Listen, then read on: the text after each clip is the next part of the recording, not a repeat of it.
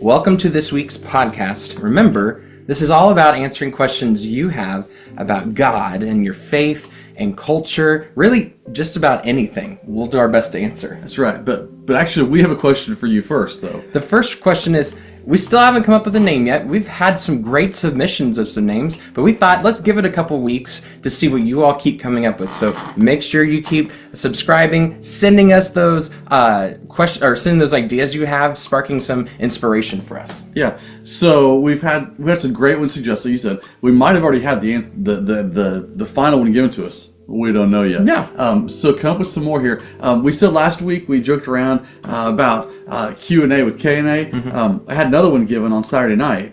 Someone came to us and said, "Hey, so Klein and Jones, J and K. How about JK, not JK?" I love it. There you go. See, you can be funny. Yeah. Actually, some of you have been awesome. You've sent us not only good ones, but you've also sent us some funny ones, and it's been really fun just to hear those from you. So we'd love to hear them all. Just because you never know what we might go with, because we want to be as real as possible and genuine, but we're also funny people. We enjoy a good joke too, and God's a funny God. So send them to us. We'd love to hear that. But we want to answer some questions today too. So we're going to try to answer two today. The first one was submitted. We're not going to normally say names, but I'm going to call this one out. The first one was submitted by our student minister, Chase Hogan. And we thought this was a great one to start with. Yeah. And so we're calling Chase out on this one since he is the one who asked this one. And Adam, what was the question? The question was, and I forget how you said it exactly, but the question was, the gist of it was, there's a lot of ministries in the church. What's the most important or the best one to be a part of? Before we answer that, take a moment.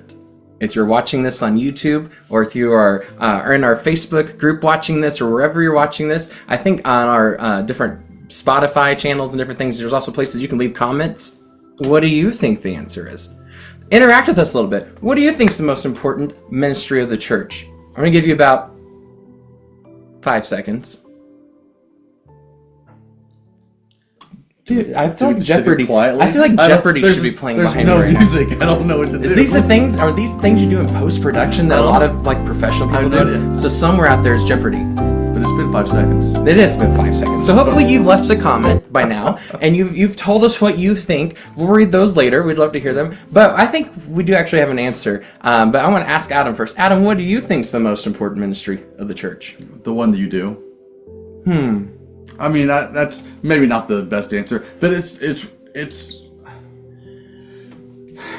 so often we get caught up in the pursuit of what the best thing is to do, the most important thing to do, and we want the biggest things. I want the one that people can see and that benefit the most people and that get the best results and the biggest applause. And sometimes the best thing is the one you do, and maybe that's opening the door. Maybe it's serving, loving, caring, cooking, whatever it is. That the one you do. It's my answer. What do you got?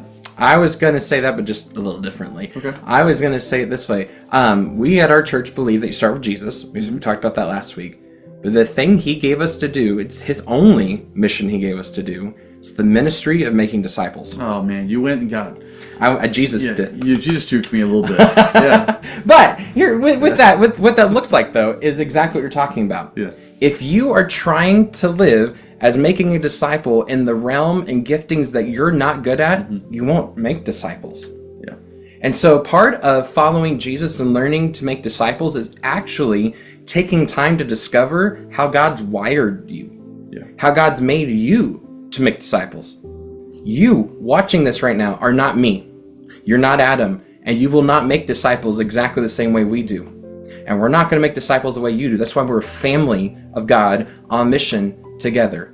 And so to answer Chase's question is this: if Chase was doing a ministry other than student ministry right now, because of his love for student ministry and college students, I think he would be doing the wrong ministry. It wouldn't be the most important ministry, because the most important ministry right now is doing what God's designed and wired him to do, which is that. Yeah, absolutely. Making disciples is the one thing we were called to do. We make disciples in every way possible. I'm reminded in the Bible we read, the Apostle Paul wrote, he said, whatever you do, work at it as the work of the Lord, right? Yeah. And I think we can find a little bit of truth in there, that whatever it is you do, whatever you're doing right now, whatever you're loving, whatever you're investing in, that right now is the most important ministry for you. And so be all in with it. Don't just show up, punch in and punch out, and go on your way, but go all in. If that ministry is just holding babies, then be all in with that. Be fully present. Not just holding babies, but also talking to their moms and dads. If you're preparing communion for the weekend gatherings, be all in. Don't just show up and squirt some juice in a cup, but pray over the cups while you're doing that. Yeah. If you're running sound or opening doors or greeting or making cookies, be all in with that, right? Be all in with that. We want to make sure that we work at everything as though working for the Lord.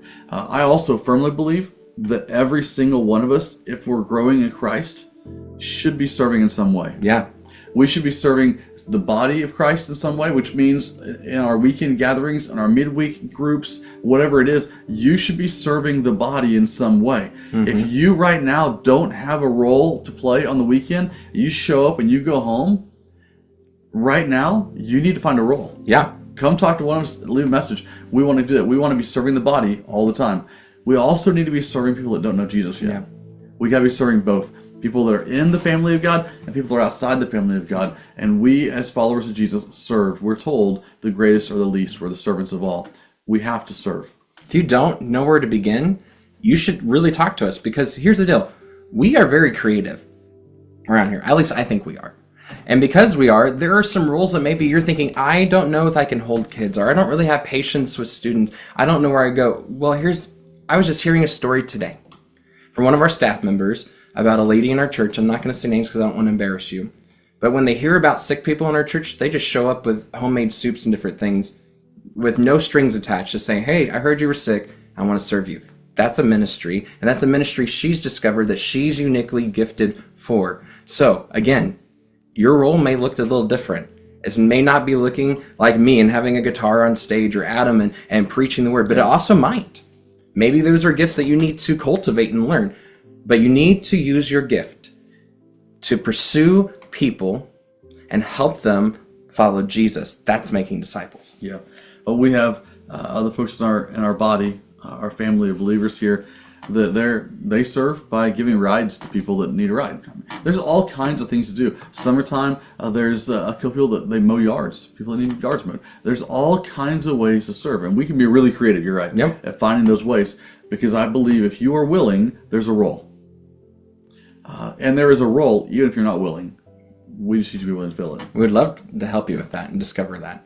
So I hope that answers that question. What's the most important ministry? Just to recap, is the one that God's designed for you to do. It's to make disciples, but how that looks may be different for you than it is for me, and that's perfectly okay. Paul, another image that Paul used, just to remind us, is that we are a body. And that because we're a body, there's a head and there's arms, and the head can't say to the feet, I don't need you. And the feet can't say to the hands, I don't need you. We need each other to complete the work that God sent us out to do, which is to make disciples. Yeah. One more little, there's another question to get to, I believe. But before we do that, one humbling thing for me is and maybe you too, you get to be on stage a lot, leading and preaching sometimes and singing, and I get to preach a lot. And when I talk to people that are new to our church and they're becoming more involved all the time, and we have our open door meals and stuff, and I ask them, like, hey, why here? Like, why did you stick around here? What is it about our family that attracted you here and all that? Keenan, I never hear them say, well, the preaching was so good. They've never said, Keenan, McKenna, the music's so good. They never said. It's always, I met this person in the lobby. This person opened the door. This person showed up at my house. This person served me. That's what actually is growing our family. You are. It's the preaching and singing. We're going to keep doing these things, but it's the serving the other roles. That's the fabric, the fibers that hold us together. Yeah. So, just to brag on you a little bit, you're growing the church because you are unleashing the gifts that God has given you to continue to do that. Make disciples. Second question, because we're going to do our best to try to keep these shorter than some of our other videos, and the reason is we want you to be able to listen to them on your way to work and your commutes to places, so that way you can have a full video before you go to work. Second question is actually shouldn't take as long as a lot of you are new to following Jesus, And we're going to be talking about in the next few weeks what it looks like to dive in and take a next step in reading the Bible.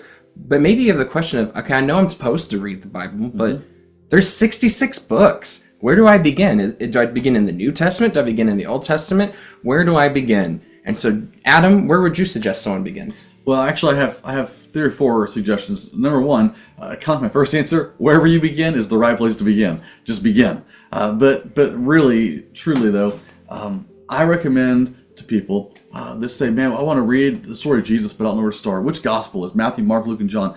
I love the Gospel of Mark. It's fast-paced, it's quick, it's shorter, and things move on quickly. Jesus just does this and this and this very quickly. I really enjoy that. The Gospel of Mark. I also, I love starting in Genesis to read the Bible, the beginning of things. Genesis I find very interesting. Exodus is really good. Leviticus, Numbers, Deuteronomy, they drag me down just a little bit. There's good stuff. Obviously, it's the truth of God's Word. However, it's a little bit slower to read in there. And often people start reading the Bible and they get bogged down. They just never finish because they get to that point. Yeah. We have a great reading plan for this year.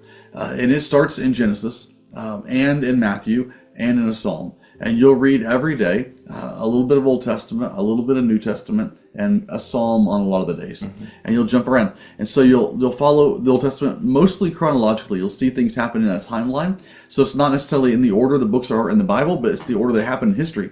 And then you'll start in Matthew, and then you'll read some more New Testament, and then you'll go to Mark and read some New Testament and Luke. So you go back to the Gospels, the story of Jesus all year long. That's a great place to begin. That reading plan, it's available physically at our church. I think we can probably put that digitally too, can't we? Yeah, actually, it's right in the app. If you don't have our church app, I have the reading plan already in there for you. You are sent. I should have probably known that. It's okay. You didn't know. It's there though, because we want you to have resources. We don't want you to go through the year saying, "Hey, I forgot to bring this with me." We want you to have at your fingertips, and a lot of you have your phones at your fingertips, the things you need to take next steps of following Jesus. For me, I actually second what Adam said. If you've never read the Bible, you should start with Jesus, because as a Christian, everything pivots on him. And so start with his life. And the book of Mark, the Gospel of Mark, gospel just means good news. It's the perspective of Mark and the life of Jesus. So he's telling the life of Jesus from Peter's perspective, and he was a student of Peter.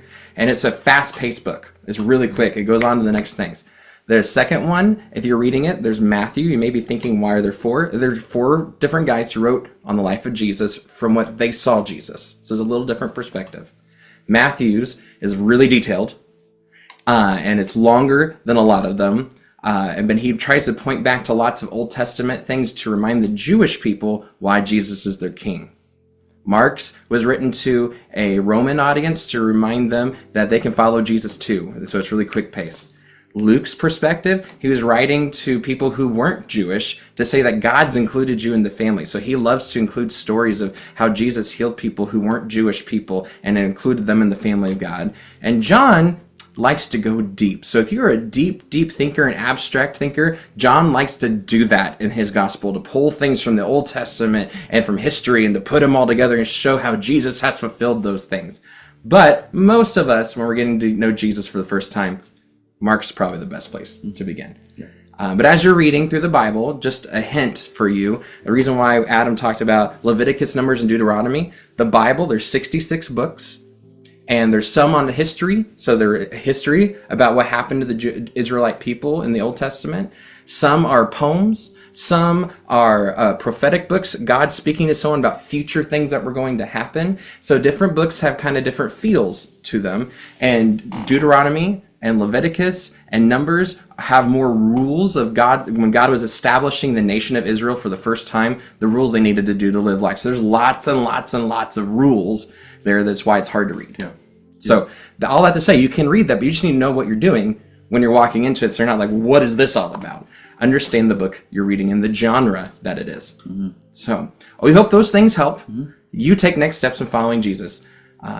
Live out the ministry you're called to do, which is to make disciples. And if you need to read the Bible for the first time, start in the Gospel of Mark.